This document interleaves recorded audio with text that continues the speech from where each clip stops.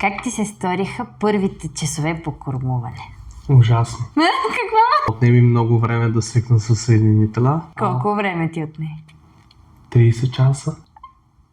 Това е стабилно време. Може би малко по-малко. След 25-я час почнах да му хващам цаката. Иначе лесно ли съчета шофьорския курс с университета? Да, аз всъщност работя, ходя на университет и трябваше да ходя на шофьорски. Браво!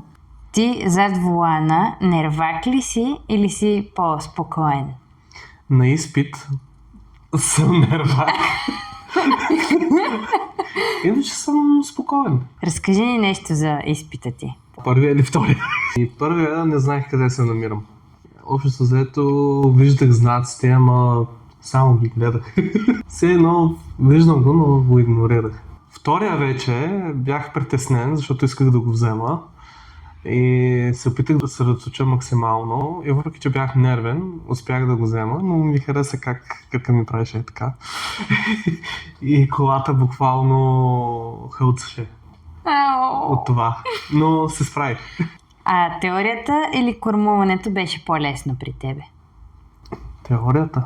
Тя даже не съм я мислил. А книжката от тебе ли е вече? Не, още другата седмица. И не щях да дойда с колата. Имаш си кола, значи? Да, много добра, с по-лесен съединител от Hyundai.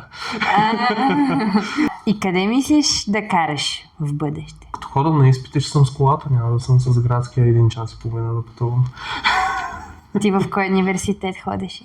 Висше училище по телекомуникации и почти. Ще си ходиш, ще си паркираш и ти Да. си човека. Браво, честито! Браво!